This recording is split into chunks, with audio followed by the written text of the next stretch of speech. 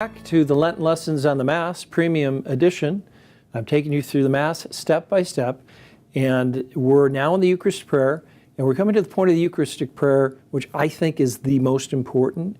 It's called the consecration, when the priest repeats the words Jesus spoke at the Last Supper.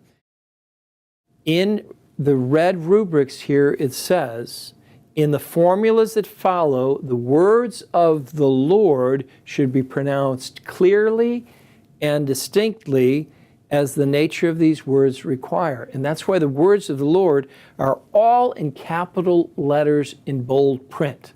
These are the words of the Lord. And the priest says, on the day before he was to suffer, he took bread in his holy and venerable hands. Watch what the priest does here. He takes the unconsecrated bread there. Now you might not notice, but it says here in the rubrics, he raises his eyes. So the priest looks up to heaven because he's going to offer this up to God the Father in heaven.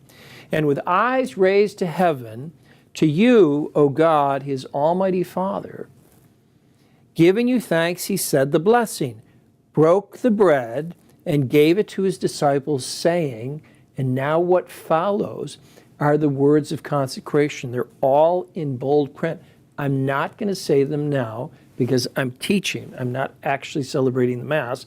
And if I said those words right now with a host in my hand, the miracle would take place. And this 1-minute lesson would now become a 40-minute lesson because I would have to finish the Mass. But you can read it for yourself. And after he consecrates the bread, he shows the consecrated host to the people. That's what it says here in the rubrics. Place it again on the paten and genuflex in adoration. The priest can show the Holy Eucharist to the people at this level, or at this level, or even higher at this level. It doesn't say which one. Each one has its own meaning. This one is for all the people to be able to see the Holy Eucharist, and this is more symbolic that he's offering up to the Holy Father in heaven. If you remember St. John Paul II, he would do a 360-degree turn and show it to everyone. I don't do that because it doesn't say to do that, and I'm not St. John Paul II, but he could do that. And after he shows it to the people for a little bit, he places it very delicately back on the paten because he's got God in his hands, and then he makes a genuflection. And he can stay genuflected for as short or as long as he wants.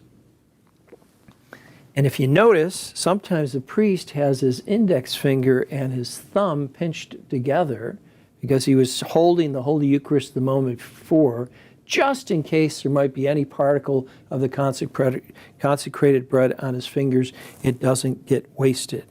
He does the same thing now, removing the pall from the chalice, and he says the words of consecration, which are the same words that Jesus spoke at the Last Supper, because Jesus said, do this in memory of me. That's why the priest says those words. That's why he uses wine made of grapes and bread which is unleavened, made from wheat, because that's what Jesus did. He shows the chalice to the people with the precious blood of Christ within it. And then again, he makes a genuflection and adoration.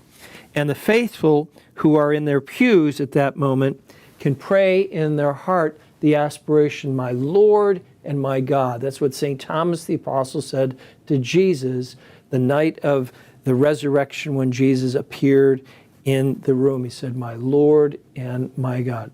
Did you like what you learned today? Well, there's a lot more where that came from, so stay tuned.